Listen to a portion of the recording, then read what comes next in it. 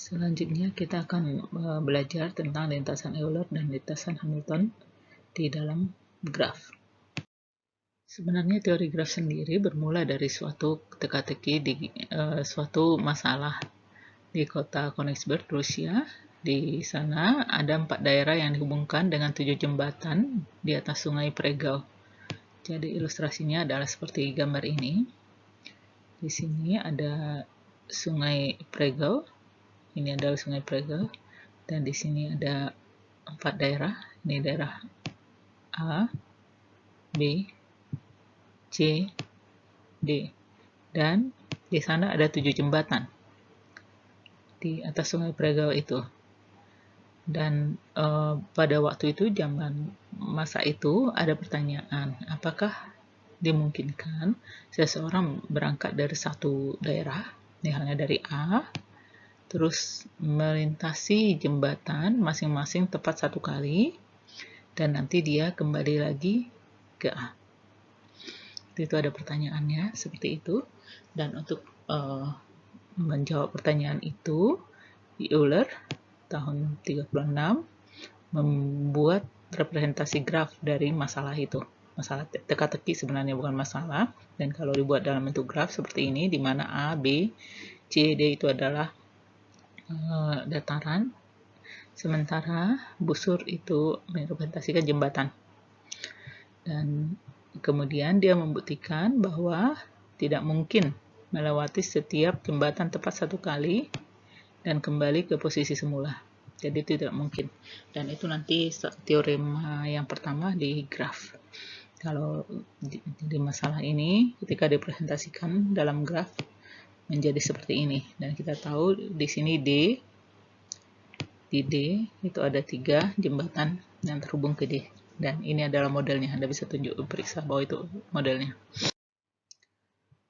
Sirkuit Euler pada graf G adalah sirkuit yang melewati semua busur. Jadi semua busur G tepat 1 kali. Itu kita sebut sirkuit Euler. Sementara lintasan Euler pada graf G adalah lintasan yang melewati semua busur G tepat 1 kali. Jadi lintasan. Anda udah tahu beda sirkuit dan lintasan. Itu adalah kalau sirkuit itu berawal dan berakhir di simpul yang sama, sementara lintasan itu bisa berawal dan berakhir di simpul yang berbeda. Untuk graf berarah, sirkuit dan lintasannya adalah sirkuit dan lintasan berarah. Jadi sama, sirkuit Euler untuk graf berarah adalah sirkuit yang melewati semua busur berarah tepat 1 kali. Dan sementara untuk lintasannya juga sama definisinya, tapi busurnya adalah busur yang berarah. Sebagai contoh, manakah di antara graf ini yang memuat sirkuit atau lintasan Euler? Misalnya graf yang ini, apakah dia memuat sirkuit Euler? Kalau kita cek, misalnya kita mulai berjalan dari A ke B, terus ke sini, terus ke sini, terus ke sini, dan ternyata kita bisa melalui semua busur tepat 1 kali, mulai dari A dan kembali ke A. Maka nanti graf G1 itu adalah graf yang memiliki sirkuit Euler. Kalau dia memiliki sirkuit Euler, dengan sendirinya kita akan memiliki lintasan Euler. Karena untuk lintasan nanti kita mengambil simpulnya awal dan akhirnya berbeda. Namun, kalau kita punya graf yang ini, apakah kita bisa menemukan sirkuit Euler? Di sini kita coba, ini melalui ini. Terus kalau kita ke sini, terus lanjut misalnya ke sini, nanti kita tidak mungkin melewati busur ini. Nanti Anda bisa coba bahwa graf G2 ini tidak memiliki sirkuit Euler. Selanjutnya graf G3 ini apakah memiliki sirkuit Euler? Anda bisa cek sendiri nanti bahwa ini tidak memiliki sirkuit Euler. Jadi ini tidak memiliki, yang ini juga tidak memiliki sirkuit Euler. Demikian juga untuk graf berarah. Graf berarah misalnya H1, apakah dia memiliki sirkuit Euler? Misalnya kita mulai dari A. Dari A kita bisa ke B, Tapi setelah itu kita tidak bisa kemana-mana. Karena kita tidak bisa ke C, karena arahnya itu bukan sesuai dengan arah yang kita inginkan. Jadi tidak bisa. Seandainya kalau kita mulai dari D, atau A, dari A, tapi kita mulai dulu ke D, kemudian dari D ke C, benar bisa, dari C ke B bisa, tapi dari B ke A ini tidak bisa, karena arahnya berbeda. Jadi di sini kita tidak punya sirkuit Euler. Tetapi di sini kita misalnya memiliki lintasan Euler dari A ke B. Nanti di graf yang lain juga Anda bisa periksa di mana ada sirkuit Euler dan di mana ada lintasan Euler. Teorema 7 ini adalah teorema yang paling tua yang tadi ditemukan oleh Euler, yaitu multigraf dengan paling tidak 2 simpul mempunyai sirkuit Euler jika dan hanya jika setiap simpulnya berderajat genap. Jadi graf itu mempunyai sirkuit Euler jika dan hanya jika setiap simpul berderajat genap. Sebagai contoh, ini tadi kita sudah tunjukkan. Ini semua derajatnya genap. G1, semua derajatnya genap, maka dia adalah memiliki sirkuit Euler. Sementara G2, di sini ada 3 simpul yang berderajat ganjil. Jadi ini pasti tidak memiliki sirkuit Euler. Ketiga, di sini juga kita punya simpul yang berderajat ganjil. Ini ada A dan B yang derajatnya ganjil. Jadi ini tidak mungkin memiliki sirkuit Euler. Tapi nanti ya tidak ada sirkuit Euler. Demikian juga nanti di sini untuk H, tapi H itu harus memperhatikan arahnya ya. Jadi untuk mengetahui dia memiliki sirkuit Euler apa enggak.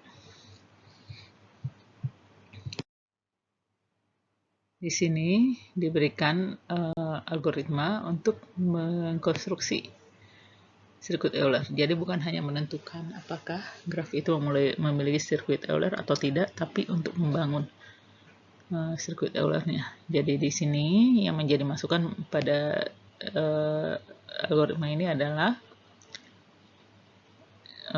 multigraf yang seluruh derajat simpulnya ganjil.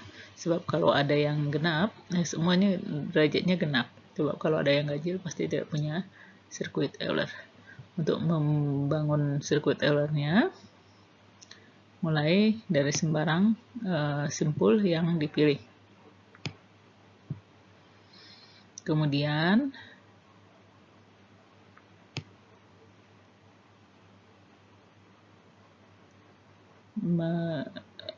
menambahkan busur untuk membentuk lintasan dan kembalikan lintasan untuk kembali ke simpul ini.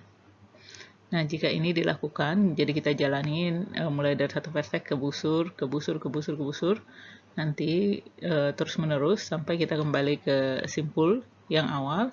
Jika H itu sama dengan G, maka semua sudah dijalani gitu. Dan jika H masih memiliki busur, maka nanti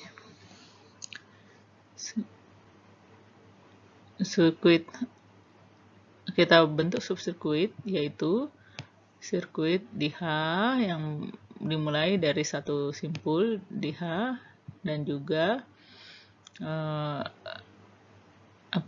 akhirnya juga di H.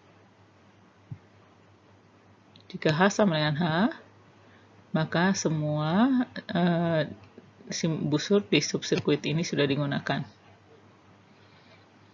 Maka sirkuitnya nanti akan sama dengan sirkuit dengan subsirkuit yang dimasukkan ke dalamnya secara tepat. Dan nanti kita akan memperoleh sirkuit. Maksudnya bagaimana? Misalnya saya mulai dari A.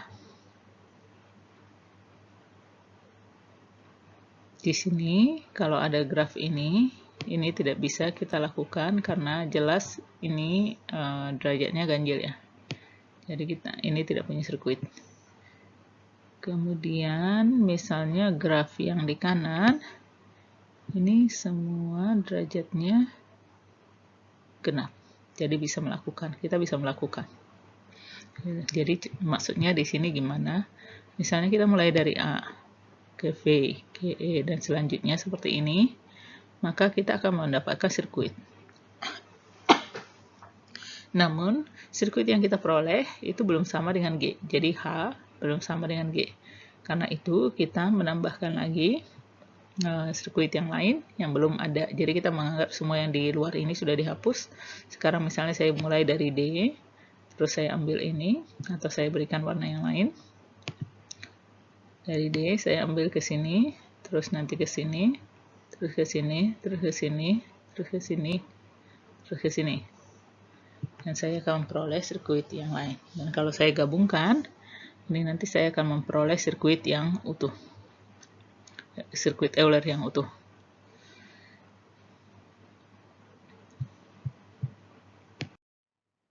Mungkin Anda pernah mendapat tebak-tebakan, jadi ada suatu gambar, dan kita diminta untuk mengikuti garis pada gambar tersebut tanpa mengangkat pensil.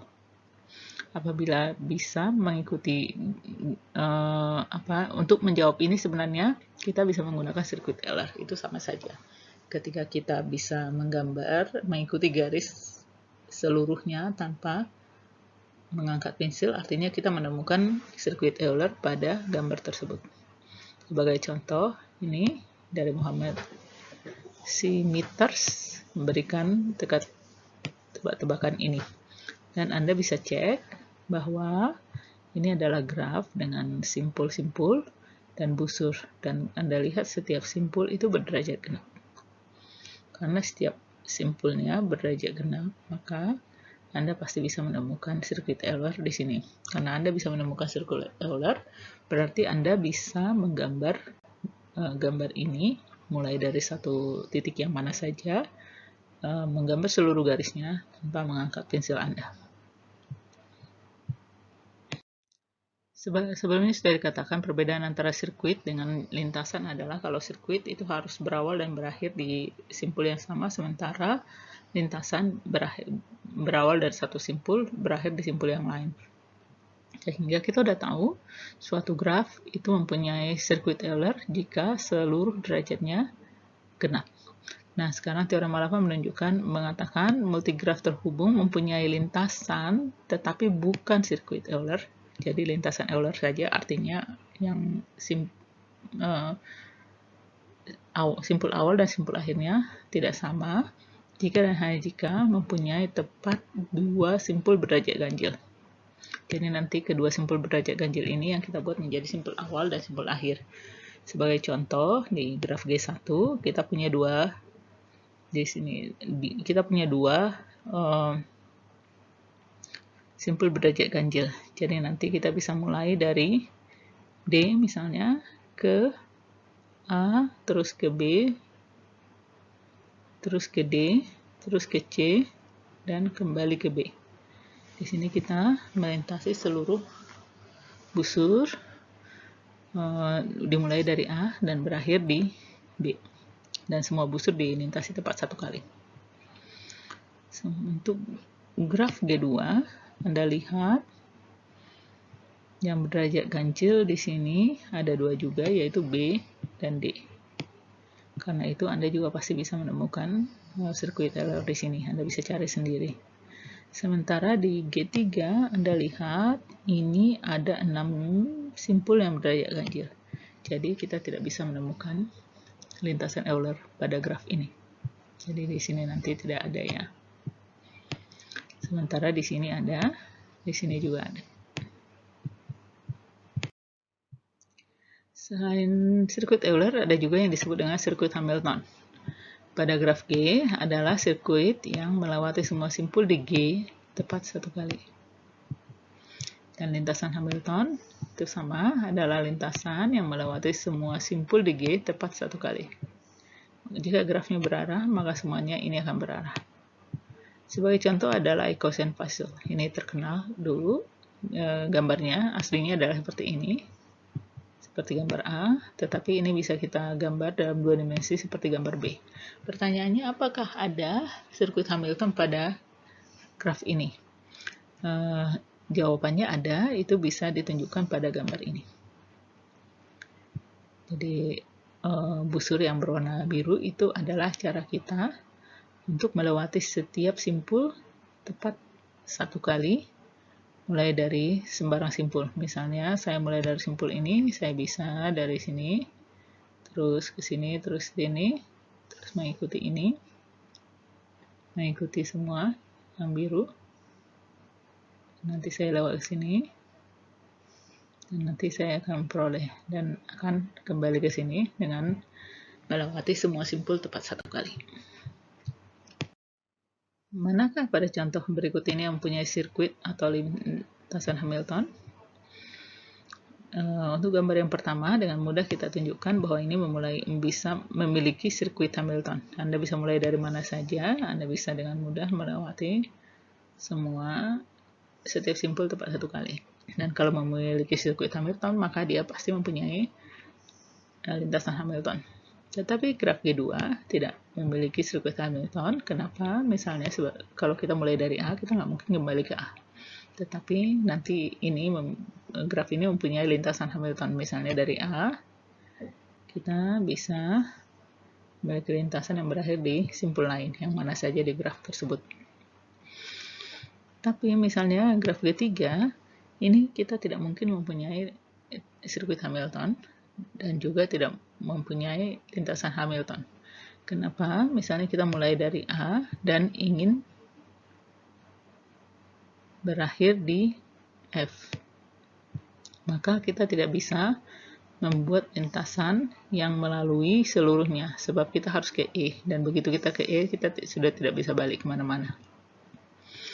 Untuk graf yang lain nanti Anda periksa mana yang mempunyai lintasan Hamilton dan sirkuit Hamilton dan mana yang memiliki lintasan Hamilton. Untuk sirkuit Euler sangat mudah teoremanya, itu teorema tertua di graf mengatakan suatu graf memiliki lintasan sirkuit Euler jika semua derajatnya genap, derajat semua simpulnya genap. Jadi ada sifat yang jelas. Gitu. Tapi untuk menentukan apakah suatu graf itu memiliki sirkuit Hamilton, kita belum memiliki teorema yang umum untuk menjamin. Gitu. Kita punya beberapa teorema, salah satunya adalah teorema Dirac yang mengatakan jika G graf sederhana dengan n simpul, dengan n lebih besar sama dengan 3, sehingga derajat dari setiap simpul di G paling tidak n/2, maka G memiliki sirkuit Hamilton. Jadi ini adalah syarat perlu. Jika setiap simpulnya memiliki derajat setidaknya n/2, maka graf tersebut pasti mempunyai sirkuit Hamilton. Tapi bukan berarti graf yang derajatnya kurang dari n/2 tidak memiliki sirkuit Hamilton. Jadi ini satu arah ya. Jadi jika derajatnya G, setiap derajat simpul G lebih besar atau sama dengan n/2, maka graf tersebut memiliki sirkuit Hamilton. Ini enggak dua arah, ini hanya satu arah.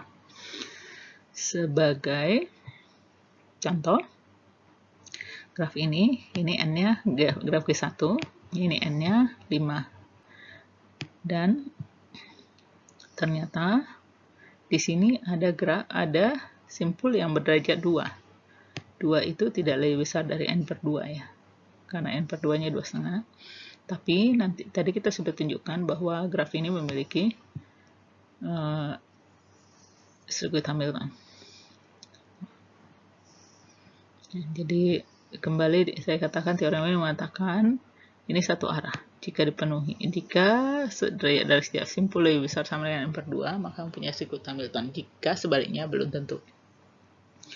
Kemudian ada teorema Ore. Jika G graf sederhana dengan n simpul, n lebih besar sama dengan 3, sehingga derajat U ditambah derajat V lebih besar sama dengan n untuk setiap pasang. Jadi Anda memeriksa setiap pasang simpul yang tidak bertetangga, Dan jika memenuhi ini, derajat U ditambah derajat V lebih besar sama dengan N, maka G merupakan sirkuit Hamilton. Anda lihat bahwa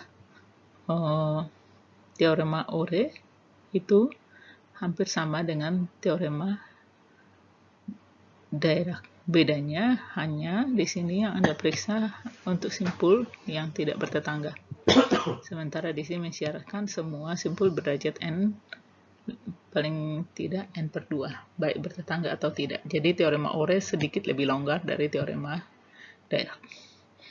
Nah, itu ini dua teorema yang terkenal terkait dengan lintasan Hamilton. Sirkuit Hamilton.